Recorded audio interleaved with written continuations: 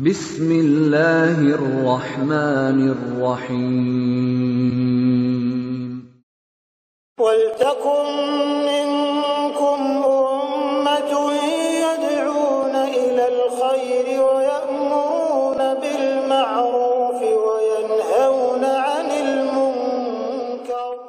Assalamualaikum warahmatullahi wabarakatuh. Hadis tentang najisnya anjing. Wa an Abi Hurairah radhiyallahu an. Ini hadis dari Abu Hurairah. Dalam kitab ini masuk pada hadis yang ke-10 di kitab Bulughul Maram.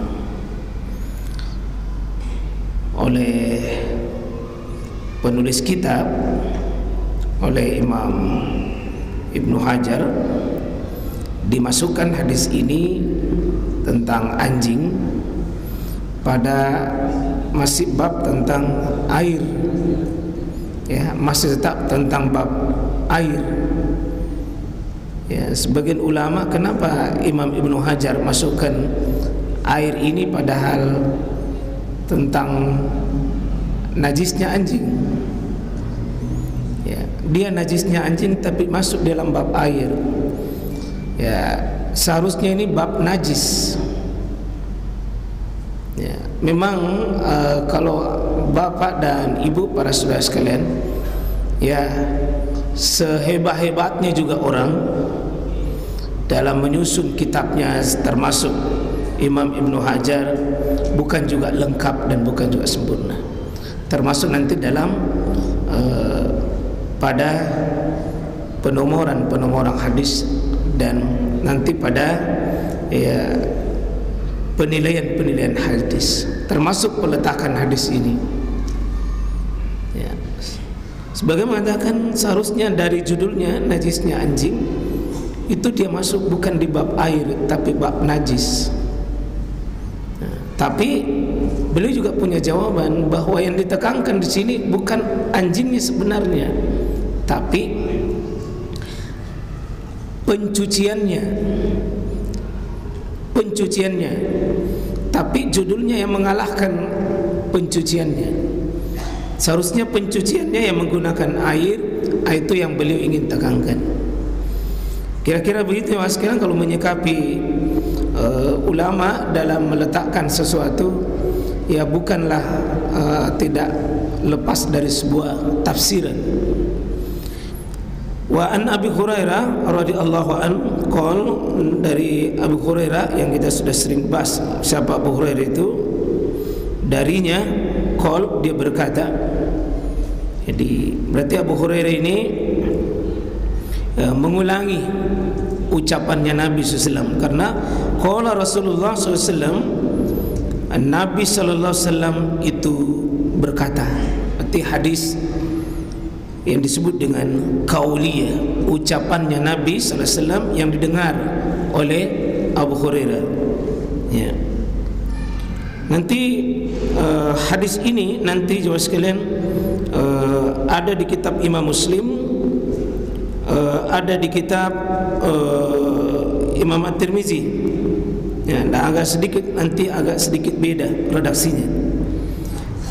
Antum perhatikan, bagi yang pencinta bahasa Arab, di situ dimulai dengan kata tuhuru ina ahadikum.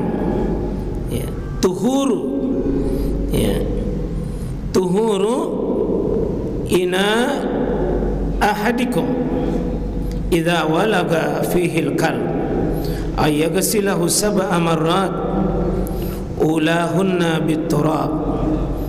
Ini sampai di yang riwayat ini riwayat Imam Muslim, akhrajahu Muslim, wa fi lafzi, dan pada lafaz lahu riwayatnya Muslim, falyurikhu, wa li at-Tirmizi, dalam riwayat Tirmizi ukhrahunna, ya, ada dalam riwayat Tirmizi ukhrahunna au ulahunna bit-turab.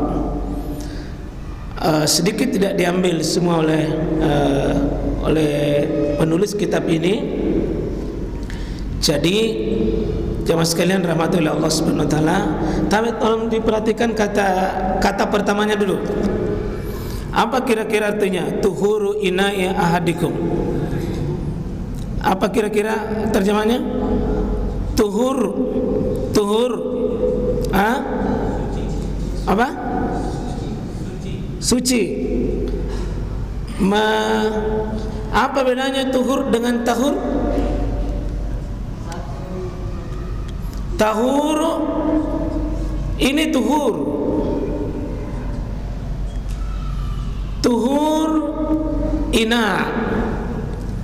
Tahur ina, dua-duanya boleh.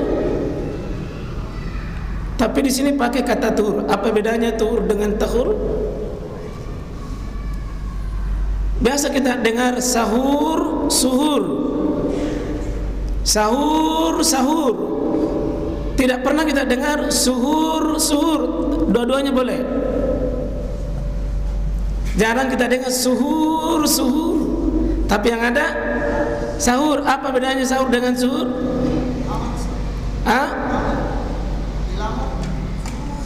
Kalau sahur dulu. Kalau sahur apanya? Sahur itu yang dimakan, kurmanya dengan airnya itu disebut sahur. Kalau suhur itu proses memakannya, proses makan itu sendiri. Berarti kalau kita bilang sahur yang lebih ditengkingkan itu makanan. Kalau suhur berarti makan itu sendiri. Di sini ada kata. Sekarang tuhur dengan tahur, coba masukkan. Kalau tahur airnya yang dipakai mencuci. Kalau tuhur proses mencucinya itu. Proses mencucinya disebut tuhur. Kalau airnya yang dipakai mencuci namanya tahur. Bisa ya? Beda? Ya. Kalau tuhur fiilnya. Kalau tahur ini seperti isim alatnya. Ya. Ya. Di sini tuhur ina'i ahadikum. Ya, di sini sebutkan tentu adalah mau kita terjemahkan tuhur ina'i ahadikum, itu juga bisa iza walaga fihil kalb. Ini bisa masuk di mubtada'nya ini, sehingga kalau dibilangkan iza walaga fihil kalb, jika walaga fihil kalb, jika anjing itu minum padanya itu bejana, maka mencucinya wadah itu adalah dengan ayyagsilahu, adalah dengan mencucinya sab'a marrat, 7 kali. Jika seekor anjing minum atau menjilat di wadah seorang dari kalian, maka cara mencucinya ya, atau mencucinya dengan sab'a marrat. Ya. Di sini bahwa sudah tersimpan beberapa makna.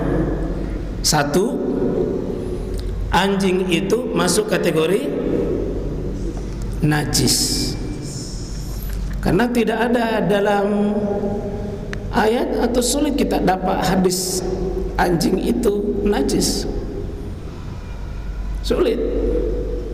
Tapi dari kata-kata ini bahwa disuruh cuci, ayaghsilahu sab'a marrat, disuruh cuci jilatannya itu anjing, minumannya itu anjing, itu menunjukkan bahwa anjingnya itu najis. Ya, anjingnya itu najis. Sebab kalau mau cari dalil silakan tunjukkan mana mengatakan bahwa anjing itu najis. Ya, sementara hukum asal sesuatu itu adalah makhluk apapun itu dihukumi tidak najis selama belum ada menajiskan. Ya. Jadi wadah, makhluk apapun, benda, makanan, minuman, hukum asalnya itu adalah suci. Ya, al aslu syai'i, asal sesuatu itu adalah ya la yunajjisu syai', tidak ada bisa menajiskannya kecuali ada nanti ada dalil. Nah, di sini apabila anjing minum di salah satu wadah dari kalian, maka untuk mencucinya cuci dengan 7 sab'ah marat. Maka perintah yang pertama kita pahami di sini, anjing itu adalah kategori najis karena disuruh ayaghsilahu untuk mencucinya. Cilatang anjing tersebut ya. Di sini sebutkan bagaimana cara mencucinya. Disuruh cuci dengan bagaimana mencucinya? Tidak ada disebutkan di sini. Ya, jumlahnya yang disebut sab'ah marat.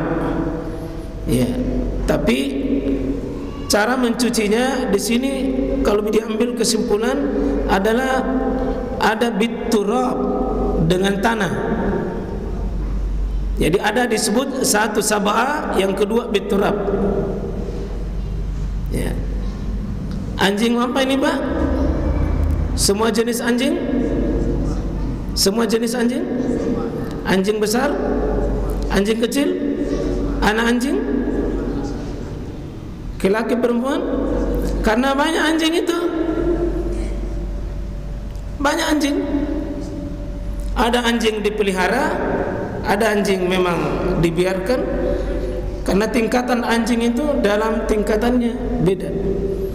Kalau ini tidak disebutkan pokoknya al-kalbu. Al-kalbu pokoknya kalau al-kalbu itu melakukan disebut dengan sebuah pekerjaan walaga, meminum, ya, biasa kita itu menjilat, ya, maka tidak ada bisa ditawar di sini kecuali cuci, kedua sab'ah, yang ketiga biturab. 3 hukum di sini. Cuci, yang kedua harus sab'ah, yang ketiga biturab, itu dengan tanah.